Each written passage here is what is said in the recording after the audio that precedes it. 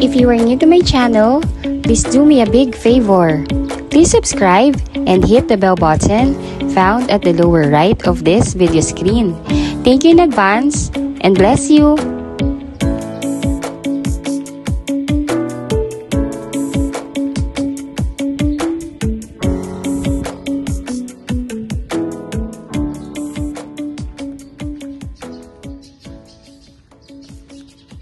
Magandang buhay po sa inyong lahat. Again, I'm Miss Say Caranza, one of the licensed real estate broker based in Cavite. And right now po, ay nandito po kami ngayon sa Leora Homes, Naik, Cavite. Located po ito along highway ng Barangay Malainan, Bago, Naik, Cavite.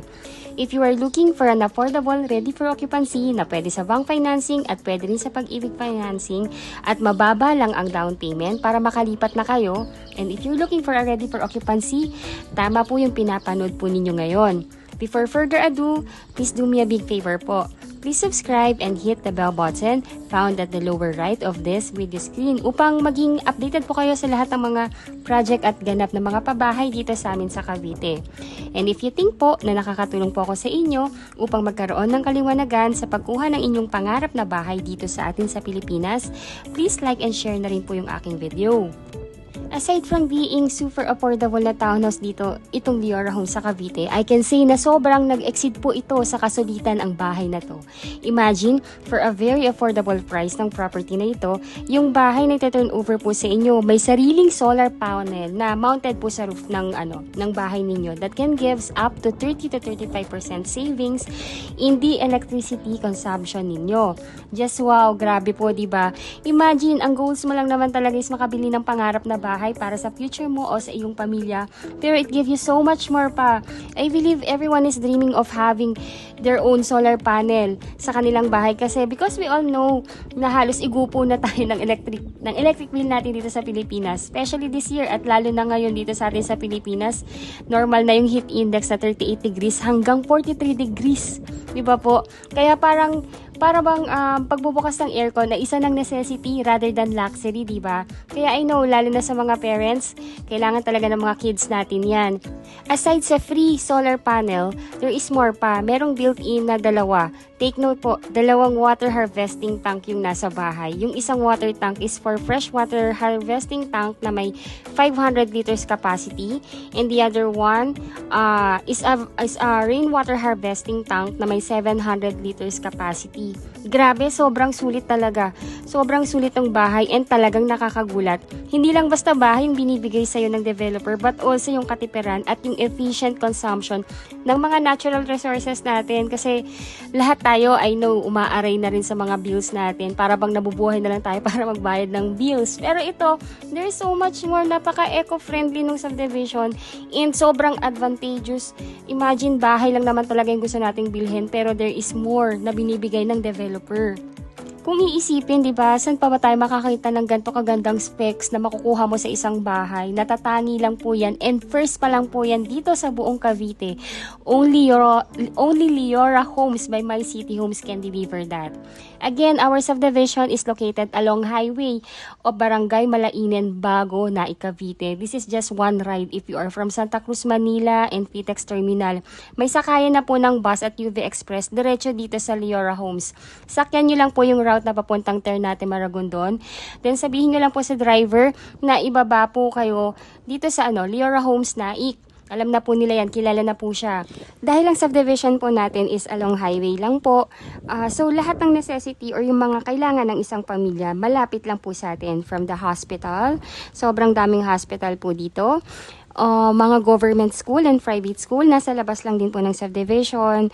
Also, mga restaurant, banks, wet and dry market. Actually, pwedeng i-tricycle lang po yun kasi napakalapit lang po niya. And also, yung mga nakagisnan ng restaurant ang mga anak natin, andyan lang din sa paligid.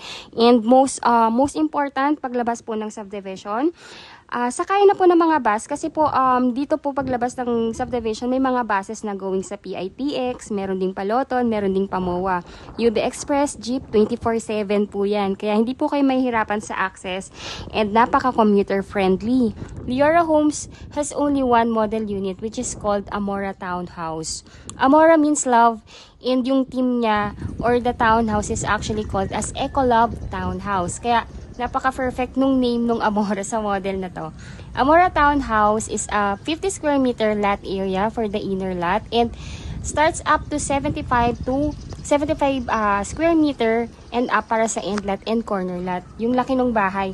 Then yung floor area po is 45 square meter. Meron po itong car garage with provision for 2 bedrooms, may 1 toilet and bath with complete fixtures na po yung toilet and bath. Yung kitchen, nasa likod po siya. Nandun din yung provision for your laundry area, nasa likod. And ready na po ito para ma-extension na ninyo. Yung house is made with column and beam. That is loaded in a load-bearing hollow blocks or jack built. One of the gold standards sa pagtatayo po yan ng isang matibay na bahay. Then yung mga lumbers na ginamit from the ceiling and the wood stairs, lahat po yun ang tawag nila is conwood. Conwood is a fireproof and anti-termite or termite-proof na lumber na talaga namang, alam mo yon, fully talaga siya, kumbaga solid na i-deliver sa yung bahay. Napakaganda. Ang ganda ng specs, imagine. Ang mura lang nito. Later po, i-discuss ko sa inyo yung computation ng unit. And also, paki-check na lang din po sa text description ng video na to kasi this is a real estate. We all know po nag-a-appraise ang property. We just don't know lang kung hanggang kailan po yung price na babanggitin ko. Pero for the update, mas maganda check nyo po yung comment box kasi dun ko po i-comment yung mga updated na computation ng unit. Look at the house. Sobrang spacious po. And makikita mo talagang maganda yung pagkakagawa. Buhos po yung ceiling natin. Look at the windows. Meron na po yung grills. Meron na rin po yung mosquito screen. And sa taas, yan yung solar panel controller natin. So, nakita niyo talagang functioning po siya. So, this will serve as your living area and your dining area po.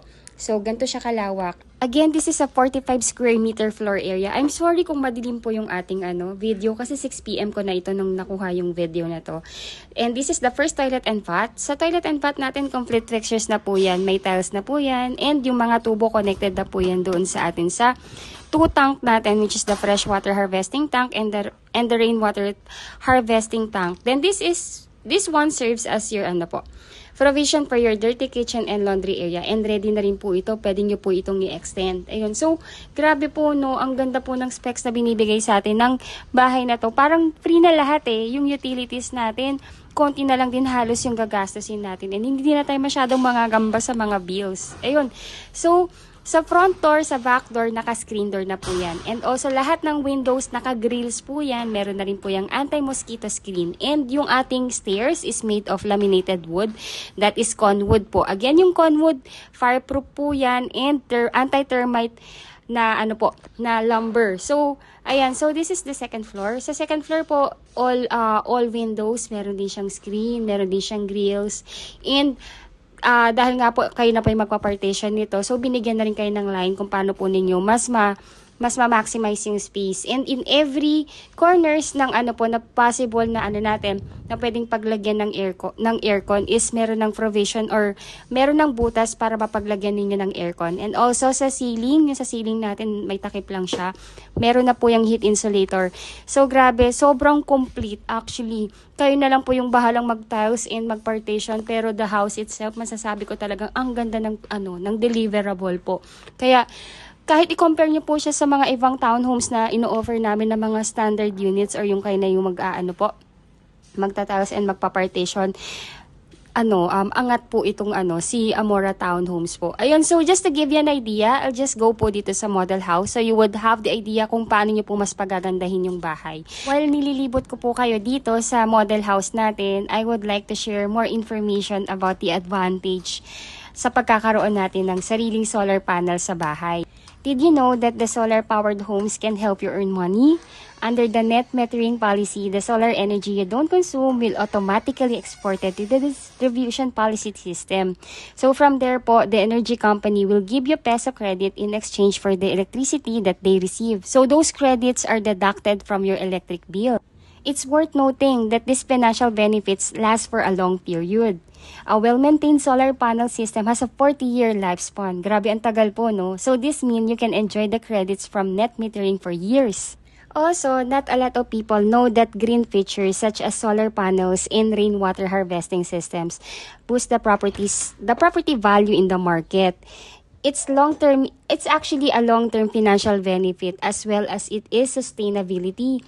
This one makes super attractive asset po. The best thing about this Ecolab townhouse here in Leora Homes is that you can expect further increase in the property value, not only with the green features they operate on, but also the location and the community they're in. Kasi again po, this is along highway of Barangay Malainen, Naik, Cavite. So, super accessible and talaga naman napaka-attractive ng area. And sobrang ganda ng magiging future.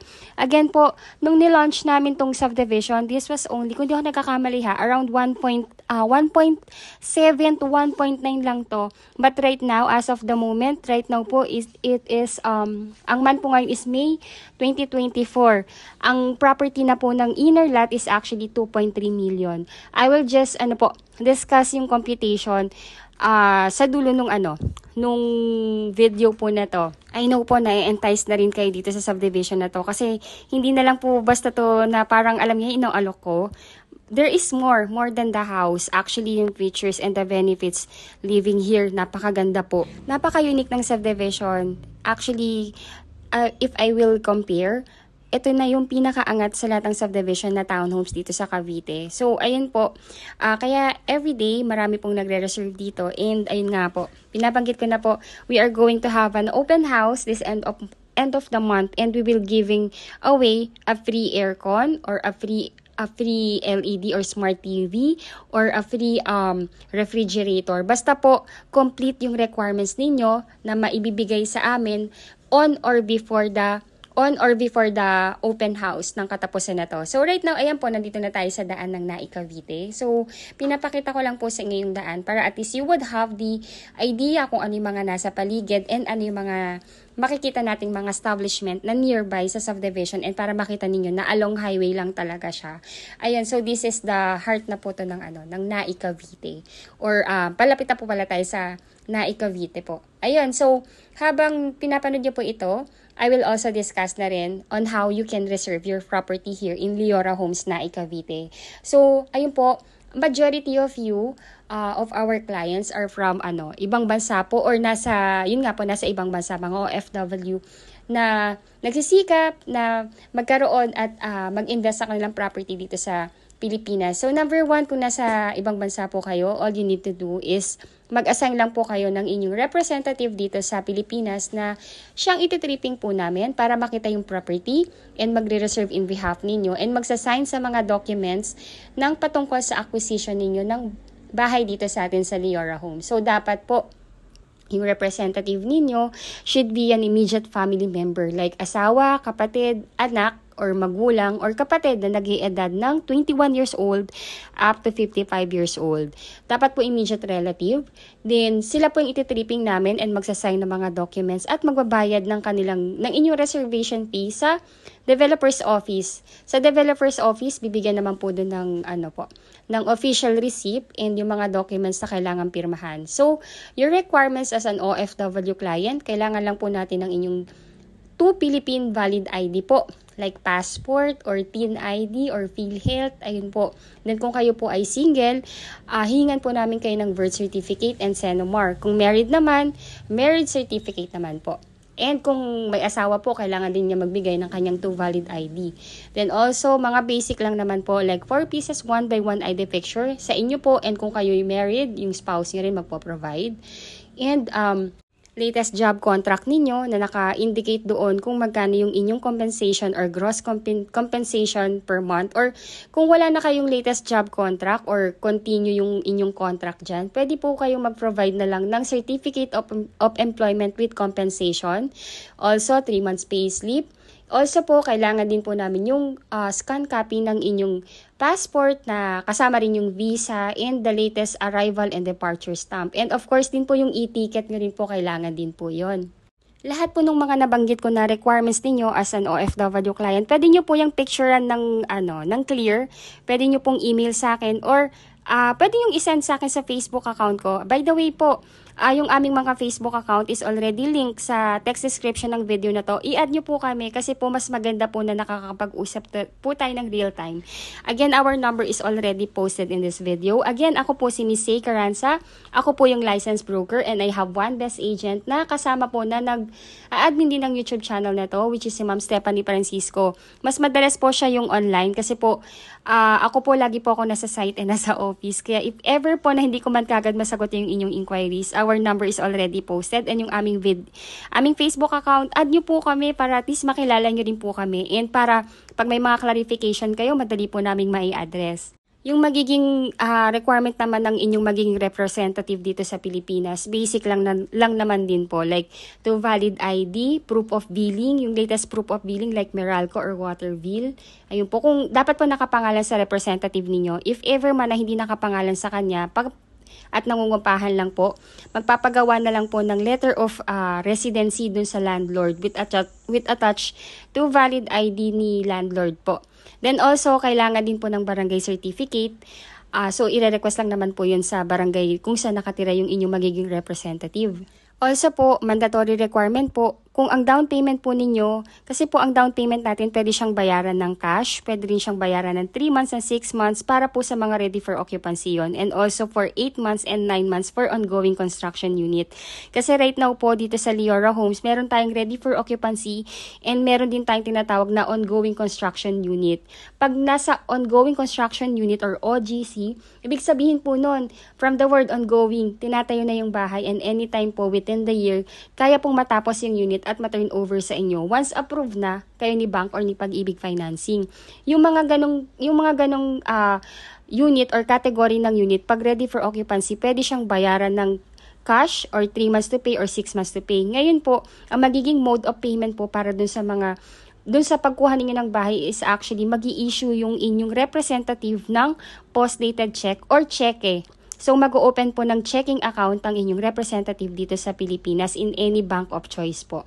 Bibigyan po namin ng endorsement letter ang inyong representative para maipapakita nga sa bangko kung saan siya mag-o-open para makapag-open siya ng checking account. Then, kung ang napili ninyong down payment is 3 months to pay, mag-i-issue po ang inyong representative ng 3 pieces na cheque na dated ng due date po na inabot tayo sa reservation. Halimbawa po, nag-reserve kayo on the May 30 or May 30. 30 days from there, dun pa lang mag-i-start yung down payment. So, that will be June 30. Ngayon, ide-date po yung check, yung first check ng June 30. Then, yung second check, July 30. And the last check is August 30. If 3 months to pay. Again po, pag ready for occupancy, pwede siyang bayaran ng cash or 3 months to pay or 6 months to pay. Conforme po kung ano po yung best na mapipili ninyo. Also po, after ng reservation, magbibigay po ng SPA form ang ating developer. So, i-email ko na lang po yun sa inyo para po mapirmahan ninyo at mapakonsularize ninyo sa ating Philippine Embassy. After nyo po mapakonsularize, ipadala nyo lamang po sa representative ninyo para mapirmahan din niya and pwede pong ipadala sa akin ng inyong representative pagkapirma niya para ma-submit ko rin po sa opisina. Easy as 1, 2, 3 lang po ang pag-invest ng property dito sa atin sa Pilipinas. Ganun lang po kadali. Comply lang yung requirements. Ako na po bahala dyan. SPA form lang po talaga yung pagbibigyan ninyo ng konting panahon. So, ganun lang po. Ang total contract price po ng ating bahay is 2,327,400 pesos. Kasama na po dyan yung title transfer and legal miscellaneous fee. Pag nagustuhan niyo po yung property, ang first cash out natin is 12,000 pesos. Then, ang required down payment sa bank financing is 220,740 pesos. Ito po ay pwede niyong bayaran ng 3 months to pay for the ready for occupancy hanggang 6 months to pay po. Again, total down payment po is 220,740 pesos. Pwede nyo siyang bayaran ng cash. Pero kung installment po ng 3 months, that will be 77,580 pesos per month. Kung 6 months to pay naman po, that will be 36,790 per month. So, ginawa lang po dyan is 220,740 divide for 3 months or divide for 6 months. Ayun po. Then, kung hindi naman kayo nagmamadali and gusto nyo po yung ongoing construction na yung unit, pwede nyo siyang bayaran ng up to 8 months to pay po. So that will be 27,592.50 per month. Then after po ninyong mabayaran yung down payment, stop payment na po muna kayo. Usually po, kasi po hintayin na po nating approval ni bank. So usually po, lumalabas yung approval ni bank sa housing loan natin within the period of 2 months to 3 months po. Once approved na, doon pa lang po kayo mag-i-start ng inyong monthly amortization kay bank. So actually, ang ganda po ng terms ng payment ni bank ngayon, para na siyang si Pag-ibig. Kaya yung hindi member ni Pag-ibig, don't worry po. Napakadali na po ngayon. And halos ang bank financing kaparehas na ni Pag-ibig po. So for 30 years to pay, pwede nyo na siyang bayaran actually ng longer term, which is 30 years to pay, 25 years to pay, and 20 years to pay. Sa 30 years to pay po, that will be 14,646 per month lang. And kung napili ninyo medyo mas shorter term, 25 years to pay, that will be 15,479 per month lang. Kung 20 years to pay, that will be 16,874 per month. Sobrang baba po. Actually, ang ganda po ng terms of payment ni bank. Kaya ngayon, mas marami na pong nagsiswitch kay bank kasi nga po, mas madali pong ma-approve at mas mabilis actually sa totoo lang po. Napakabilis niya mag-approve. Lalo na po kung ang gusto nyo nga po ay ready for occupancy. Kasi kay Pag-ibig, it takes sometimes. Kay bank, actually, mas mabilis talaga. Again, if you are new to my channel, please do me a big favor po. Please subscribe and hit the bell button found at the lower right of this video screen. I hope po na nakatulong po ako sa inyo upang magkaroon ng kaliwanagan sa pagkuha ng inyong pangarap na bahay dito sa amin sa Leora Homes. Thank you so much for watching and bless you po.